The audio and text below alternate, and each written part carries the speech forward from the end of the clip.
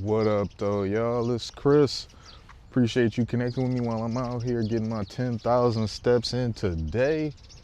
It is a great, warm day here in the Motor City, and I am loving it. That's why I'm out here in a tee again. Let's get to the topic at hand. We got Clayton County Sheriff in Atlanta. They accidentally released a killer. Accidentally over some paperwork nonsense. Cayman Guzman, I believe is the guy's name. He strangled his girlfriend to death because she was planning on leaving him.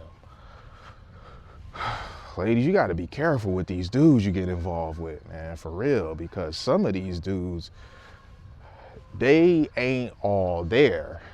The birds is flying my way.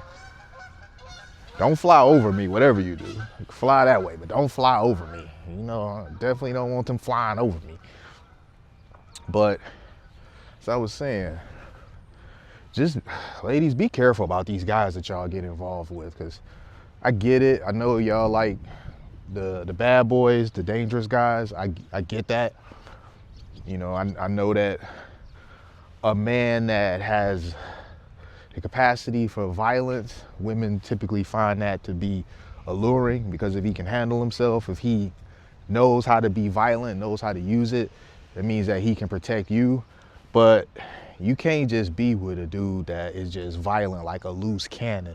It has to be a man that he's peaceful intentionally. Like, he has the ability to be violent. He has the ability to choke him or out. It's more impressive to me when you have that and you can control it. Because if you're not dangerous at all, then you're harmless. And if you're harmless, well, that's not attractive. So being dangerous, but being able to control it, being able to employ it at will, that's what's truly impressive to me. But this young lady, she's no longer here. I was listening to her mother talk about the situation, and it was horrific. You know, she said this man was let out accidentally on some paperwork. He was supposed to be in there 30 to life. According to her, they told her this man was never getting out. There was no chance of him getting out. And he seemingly only spent a few months in there. What was this accident with the paperwork that led to him being released? What the heck is that? A paperwork accident. I got questions that I need answers to.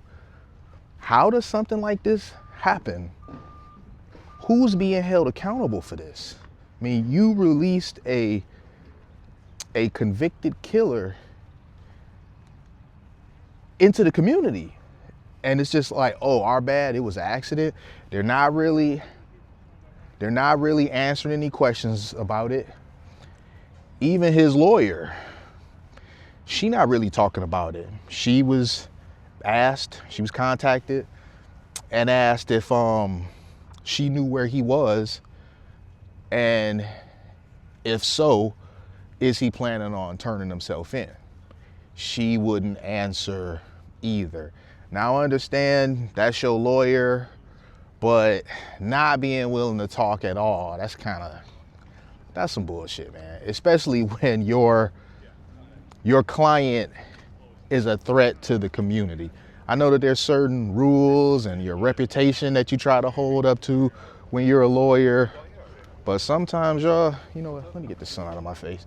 Sometimes, y'all, you have to add the human element. You have a man who strangled his girlfriend. You have a man who is now out and about as a result. And you know, it was an accident. He really not supposed to be out here. What if someone else gets hurt? And why? Over some, oh, I don't want to be known as the lawyer to, you know, drop the dime on their client. I mean, real talk, as their lawyer, you not really safe either, because he got 30 to life with you as his counsel. You don't know if he hold any sort of ill feelings towards you behind that. He could easily feel like You didn't do everything you could to get him off or get him a lighter sentence, and could be looking for you too. So I'm just saying, man, there's a lot of reasons to make sure that this man gets caught as soon as possible. It's just truly terrible, man. But there is somewhat of a good thing here. You know, it was terrible. The mom said that they didn't know anything about this for weeks, literally weeks, is when they were finally informed that he was out there, out and about, accidentally released, and that nobody would answer questions. Seemingly no one's being held accountable for this. But he has been captured again in Florida. He's been taken into custody. So he's back behind bars to serve his sentence. When he got word that he was possibly getting out, he could probably hardly believe it.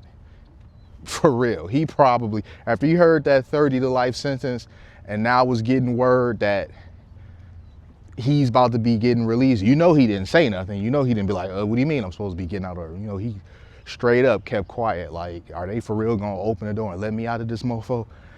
When they gave him his stuff and turned him loose, he probably thought he was in a dream. He probably had to pinch himself. But that's all over with now. You know, I don't know. Stuff like this is truly troubling. And to add more to it, this is not that uncommon. When I was researching this situation, I came across at least half a dozen other situations where a killer was just let out on some accidental paperwork stuff.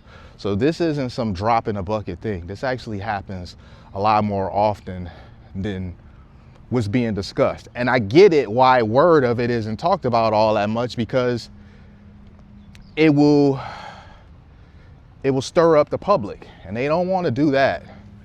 This story doesn't need to get out, so it's not going to get out. Even this situation here, when I was doing more research on it,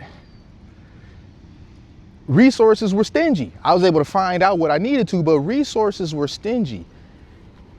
How is it that somebody was let out of prison early, way earlier than they ever should have been?